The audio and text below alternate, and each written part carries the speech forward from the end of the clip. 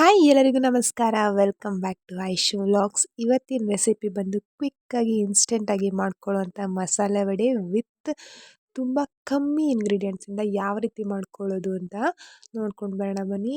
ಇದನ್ನು ನೀವು ಒಂದ್ಸಲ ಅಂತೂ ಟ್ರೈ ಮಾಡಲೇಬೇಕು. ಟೇಸ್ಟ್ ಮಾತ್ರ ಸಕ್ಕತ್ತಾಗಿ ಬಂದಿತ್ತು ಆ್ಯಂಡ್ ವಿತಿನ್ 1 ಅವರಲ್ಲಿ ಮಾಡ್ಕೊಂಡು ಬಿಡ್ಬೋದು. ಕಡಲೆಕಾಳನ್ನ ಬಳಸ್ಕೊಂಡು ಮಾಡಿರೋಂಥದ್ದು ನಾನು.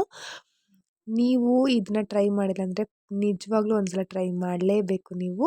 ಇಂಗ್ರೀಡಿಯೆಂಟ್ಸ್ ನೋಡ್ಕೊಂಡು ಬರೋಣ ಬನ್ನಿ. ಫಸ್ಟ್ ನಾನು 1 ಗ್ಲಾಸ್ ಕಡಲೆಕಾಳು ನಾನಿಲ್ಲಿ ತೋರಿಸ್ತಾ ಇದ್ದೀನಿ ನೋಡಿ. ಈ ಗ್ಲಾಸಲ್ಲಿ ನಾನು 1 ಗ್ಲಾಸ್ ಕಡಲೆಕಾಳನ್ನ ತೊಗೊಂಡು 1 ಅವರು ಅದ್ರ ಜೊತೆಗೆ ಒಂದು 4-5 ಕಾಳಷ್ಟು ಅಕ್ಕಿನೂ ಸಹ ಮಿಕ್ಸ್ ಮಾಡ್ಕೊಂಡಿದ್ದೀನಿ. ಇದನ್ನು ನೀವು 1 ಅವರು ನೀರಲ್ಲಿಟ್ಟು ನೆನೆಸಿಟ್ಬಿಟ್ಟು ನೀರನ್ನ ತೆಗೆದಿಟ್ಟಿದ್ದೀನಿ.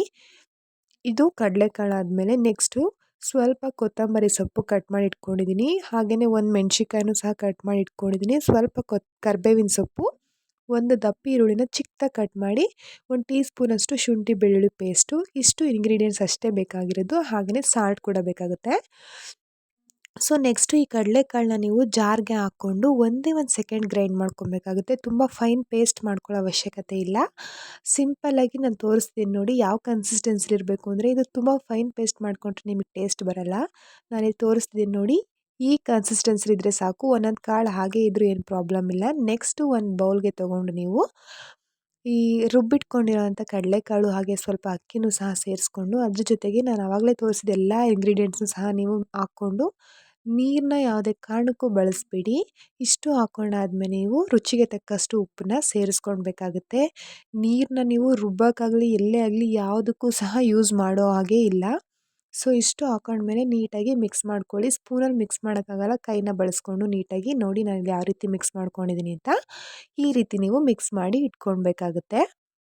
ಇದು ತುಂಬ ಈಸಿಯಾಗಿ ಮಾಡ್ಕೊಂಡ್ಬಿಡ್ಬೋದು. 1 ಅವರ್ ಮುಂಚೆ ಕಾಳು ನೆನೆಸಿಟ್ಕೊಂಡ್ರೆ ಅಂತೂ ತಿಂಡಿಗೆ ಏನಾದರೂ ಸೈಡ್ಸ್ಗೆ ಅಥವಾ ಈವ್ನಿಂಗ್ ಟೈಮ್ ಕಾಫಿ ಜೊತೆಗೆ ಅಂತೂ ಮಾಡಿಕೊಂಡ್ರೆ ತುಂಬಾ ಚೆನ್ನಾಗಿರುತ್ತೆ. ನೀವು ಪ್ಲೀಸ್ ಒಂದ್ಸಲ ಟ್ರೈ ಮಾಡಿ ನೋಡಿ. ಈ ಕನ್ಸಿಸ್ಟೆನ್ಸಿಲಿದೆ ಇವಾಗ. ಇದು ನೀರನ್ನಂತೂ ಸೇರಿಸಲೇಬಾರ್ದು, ನಾನು ಪದೇ ಪದೇ ಹೇಳ್ತಿದ್ದೀನಿ. ಇದನ್ನು ನೀವು ರೌಂಡ್ ಮಾಡಿಕೊಂಡು ನೋಡಿ, ನಾನಿಲ್ಲಿ ಯಾವ ಥರ ರೌಂಡ್ ಶೇಪಿಗೆ ಬರೋ ಥರ ಮಾಮೂಲಿ ವಡೆ ಎಲ್ಲ ಯಾವ ರೀತಿ ಯಾವ ಶೇಪಲ್ಲಿರುತ್ತೆ ಅದೇ ಥರನೇ, ಬಟ್ ಚಿಕ್ಕದಾಗಿ ಮಾಡ್ಕೋತಿದ್ದೀನಿ ಇದನ್ನು ನಾನು. ನೋಡಿ ಈ ಥರ ಮಾಡ್ಕೊಂಡು ಇಟ್ಕೊಂಡ್ರೆ ನೀವು ಎಣ್ಣೆಲಿ ಕರ್ಕೊಳ್ಳೋದಷ್ಟೇ. ತುಂಬ ಈಸಿಯಾಗಿ ಮಾಡ್ಕೊಳ್ಬೋದು. ಹಾಗೆಯೇ ನನ್ನ ರೆಸಿಪೀಸ್ ನಿಮಗೆ ಇಷ್ಟ ಆಗ್ತಿದೆ ಅನ್ಕೋತಿದ್ದೀನಿ. ಸೊ ನೋಡಿ ನಾನು ಈ ಥರ ಎಲ್ಲನೂ ರೌಂಡ್ ಮಾಡಿ ಇಟ್ಕೊಂಡಿದ್ದೀನಿ. ಎಣ್ಣೆಗೆ ಬಿಡಬೇಕಾದ್ರೆ ಬೇಗ ಬೇಗ ಬಿಡೋಕ್ಕೆ ಸರಿ ಹೋಗುತ್ತೆ ಅಂತ. ಸೊ ಈ ಕಡೆ ನಾನು ಒಂದು ಬಾಣಲೆಯಲ್ಲಿ ಸ್ವಲ್ಪ ಎಣ್ಣೆನೂ ಕಾಯಕ್ಕಿಟ್ಟಿದ್ದೆ. ಅದಕ್ಕೆ ಈ ರೀತಿ ರೌಂಡ್ ಮಾಡಿ ಇಟ್ಕೊಂಡಿರೋಂಥ ವಡೆಯನ್ನು ನಾನು ಬಿಟ್ಟು ನೀಟಾಗಿ ಕರ್ಕೋತಿದ್ದೀನಿ.